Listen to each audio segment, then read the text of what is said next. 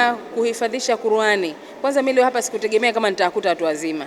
Nilitegemea nishazoea mashindano kama haya yanakuwa ni ya watoto wadogo, lakini leo hapa nimewakuta watu wazima na watu wazima ambao walikuwa age kubwa, lakini wameweza kuhifadhi kutokana na licha kuwa kuna msongamano wa maisha, lakini wameweza kuhifadhi na wamesoma vizuri na wamepata maksi kubwa.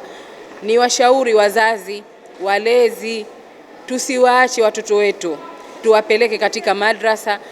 Wanaporudi madrasa tuweze kuwashughulikia, tuweze kujua nini kule chuoni wamesoma na wapi tuendeleze, wala tusichoke. Unajua mzazi ndo mzazi, kama mama ni mama tunavyoambiwa, lakini sasa anaporudi mtoto chuoni, anaporudi madrasa, tukae naye kitako chini na sie tuweze kumdurusu ili tupate tujue kafikia wapi na we mwenyewe una hamu unafikia wapi. Vile vile ni waase wazazi wenzangu, tujitahidi sana katika ada za madrasa, tuweze kuwasaidia wale walimu ambao wanakaa na watoto wetu, na mtoto hata akifika anahifadhi Qur'ani, wewe uko unatoa pesa yako pale, utajua mie pesa yangu hapa siitupi bure, na ipeleke inafanya kazi, na kazi yenyewe unaiona we mzazi.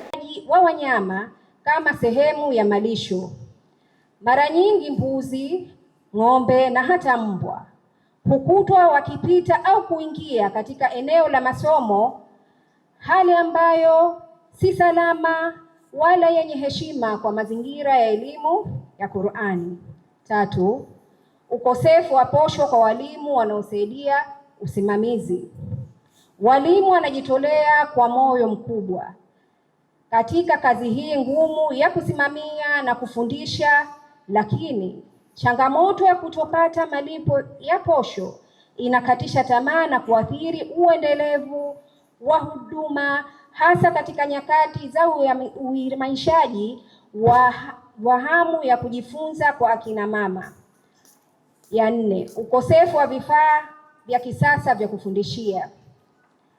Hakuna visaidizi vya kisasa kama vifaa vya sauti, vitabu vya rejea vya kutosha au teknolojia inayoweza kurahisisha na kuboresha ufundishaji.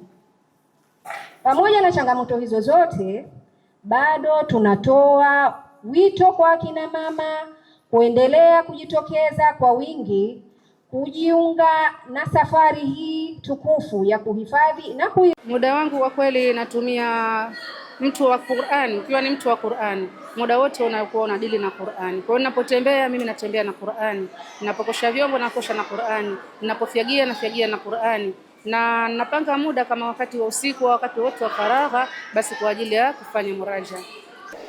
Na wanasihi wanawake wenzangu, kina mama wenzangu, watafute madrasa, yani uende madrasa, kwa sababu Mwenyezi Mungu kasema huwezi kunifuata kabla hujanijua. Kwa hivyo tukamsome Mungu na vitu vyake, alafu tutakuwa wafuataji wazuri, kwa sababu kama hujapata ile dawa ya kule chuoni ya madrasa unakuwa huwezi kufanya, lakini ukishayapata ile Mwenyezi Mungu anakujalia, unatulia na unaenda vizuri tu katika dini yako.